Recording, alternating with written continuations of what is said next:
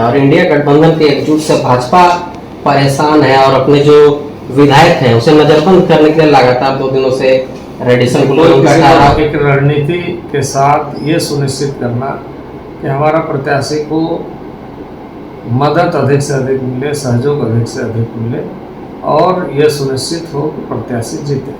तो हमने स्ट्रेटेजी बना करके हमने ये तय किया है, वो जो कह रहे हैं वो सही है और वो लोगों को दिखे और वो जो कर रहे हैं वो ना दिखे और वो ढका रहे, तो ये ढकने की प्रवृत्ति कांग्रेस से सीखे।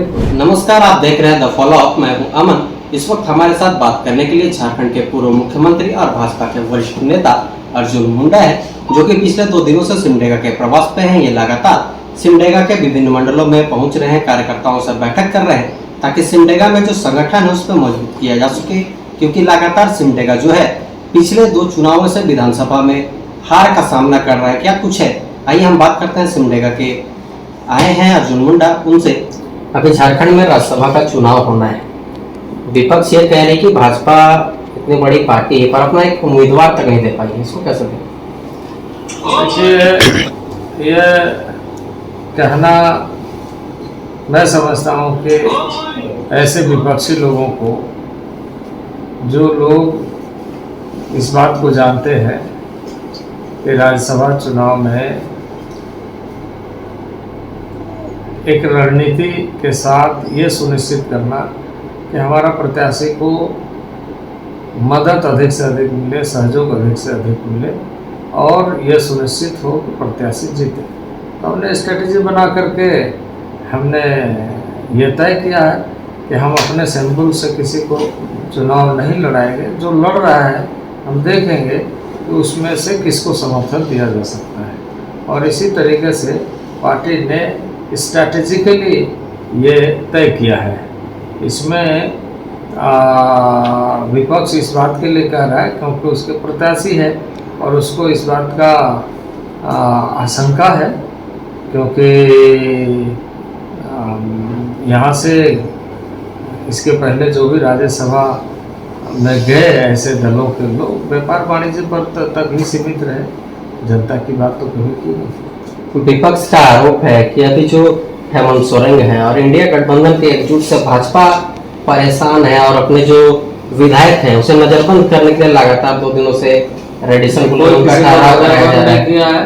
ऐसे अवसर जब आते हैं तो लोग एक साथ मिलते जुलते हैं, एक साथ बैठते हैं, एक साथ चर्चा करते हैं, वही हो रहा है। अब यदि आप देखेंगे तो जो अन्य उम्मीदवार है वो भी, उनके भी दल के लोग वैसे ही कर रहे हैं। ऐसा नहीं है कि जैसे हमने सुना कि क्या होटल का नाम DNR में भारी भरकम लोग पहुंचे हुए हैं, तो ये इसका आलोचना करने का कोई मतलब नहीं है। जो लोग आलोचना कर रहे हैं उसको खुद देखना चाहिए कि वो क्या कर रहे हैं। ऐसा नहीं है कि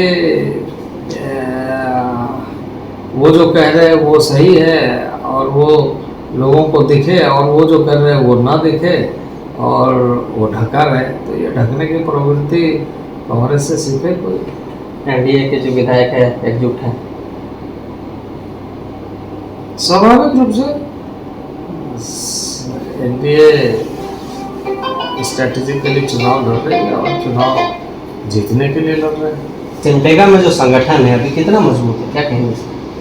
देखिए, संगठन में कार्यकर्ता सभी बहुत मुस्तैद हैं, समर्पित हैं, संगठन के विचारों को, संगठन के कार्यक्रमों को लगातार आगे बढ़ा रहे हैं। मैं इस क्षेत्र का जनप्रतिनिधि के रूप में लगातार कार्यकर्ताओं के साथ संवाद, संपर्क और आम जनता के साथ मिलते जुलते रहता हूँ। इसी कड़ी में ये मेरा प्रवास हो रहा है। मैं सामान्य नागरिकों से भी मिल रहा हूँ, यहाँ के बुद्धिजीवियों से मिल रहा हूँ और अपने कार्यकर्ताओं से मिलना जुलना हो रहा है, और इसके माध्यम से यहाँ हो रही गतिविधियों की पूरी जानकारी, जैसे आप आज जहाँ, ये बात सही है कि बहुत सीमित मात्रा में ही सही, लेकिन यहाँ से विदेशों में आम की मांग बढ़ी है।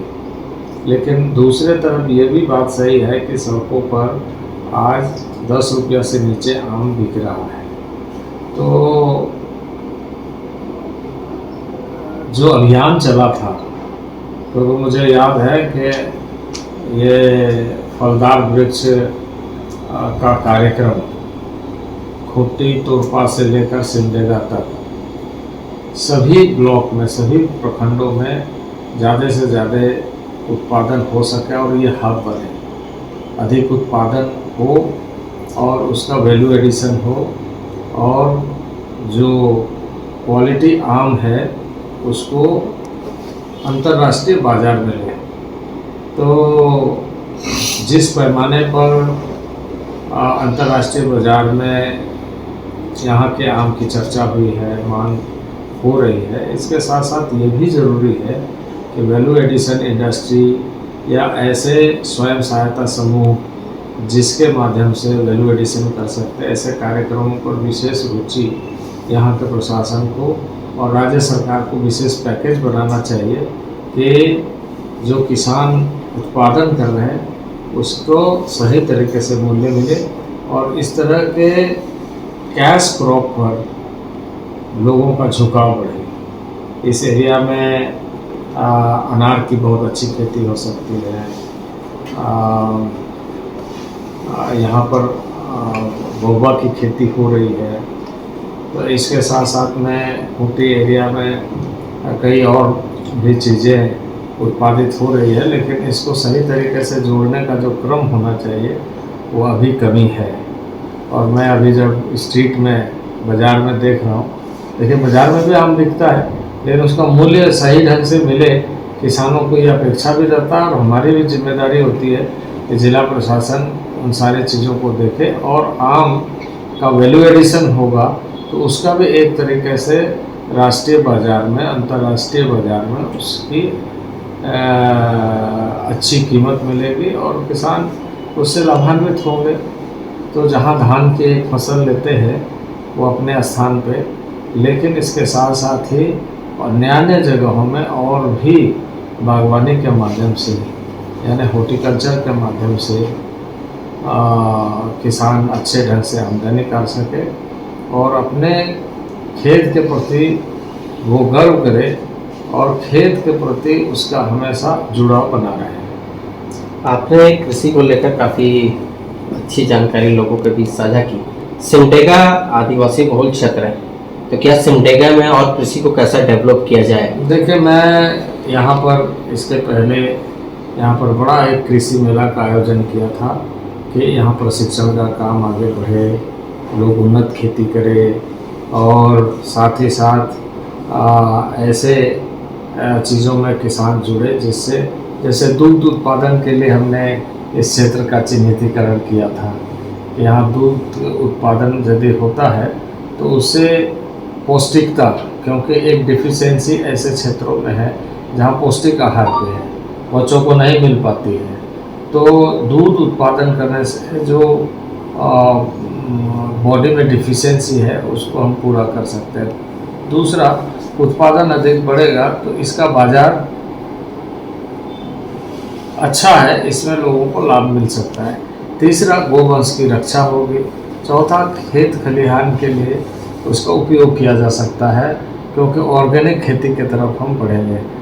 अभी हमें सबसे बड़ा संकट ये लगता है कि हमें इस बात पर ध्यान देने की ज़रूरत है कि जो केमिकल फर्टिलाइज़र है उसका कम से कम इस्तेमाल हो और गाय गोबर के माध्यम से जो हमारी अर्थव्यवस्था वर्षों से आदिकाल से जुड़ी है उसको हम आगे बढ़ाएं। तो इसीलिए गोपालन के लिए हमने यहाँ पर दूध उत्पादन के लिए यहाँ पर एक सेंटर बनाने की बात सोची थी, लेकिन वो काम अधूरा है। राज्य सरकार ने भी उस पर कोई बहुत ज़्यादा आगे का जो कार्य करना चाहिए वो नहीं किया और जिस वजह से यह कार्य रुक गया है। आगे हम लोग देखेंगे इस तरह के स्थानों में और बेहतर ढंग से कैसे काम कर सके। आगे जनता के साथ हम मिल कर के हमेशा संवाद कर रहे हैं, बातचीत कर रहे हैं। कई चीज़ों में हमें अच्छी उपलब्धि मिलने के बावजूद भी उसका लाभ नहीं मिल पा रहा है। ये हमारे लिए बहुत चिंता का विषय है। आपने सुना, ये हमारे साथ झारखंड के पूर्व मुख्यमंत्री अर्जुन मुंडा थे। इन्होंने कृषि के क्षेत्र में सिमडेगा को कैसे बढ़ाया जाए सहित राज्यसभा चुनाव सहित अन्य विषयों पर अपनी व्यापक तरीके से जनता तक अपनी बात रखी है। तो बने रहे हमारे साथ। गोल, जहां 27 वर्षों के सफर में 17,000 से भी अधिक छात्रों ने डॉक्टर एवं इंजीनियर बनकर भरे सफलता की ऊंची उड़ान। जहां साधारण छात्र भी झारखंड टॉपर्स बनकर बना रहे इतिहास। दूरदर्शी शिक्षाविद श्री विपिन सिंह के मार्गदर्शन में मेडिकल एवं इंजीनियरिंग के लाखों छात्रों के लिए आशा की किरण के रूप में गोल, nation's leading institute. Biome institute NEET की तैयारी के लिए एक भरोसेमंद नाम। यहाँ अनुभवी फैकल्टी, स्मार्ट क्लासरूम और बेहतरीन टीचिंग मेथड से स्टूडेंट्स को मिलती है मजबूत तैयारी। यहाँ हर स्टूडेंट को मिलता है पर्सनल गाइडेंस और डाउट क्लियरिंग का पूरा सपोर्ट। नीट 2027 और 28 के लिए फेज 2 बैच 30 अप्रैल से शुरू हो रहा है। आज ही बायोम इंस्टीट्यूट से जुड़े और अपने डॉक्टर बनने के सपने को दे सही दिशा। बायोम इंस्टीट्यूट सिर्फ मेडिकल प्रिपरेशन का संस्थान।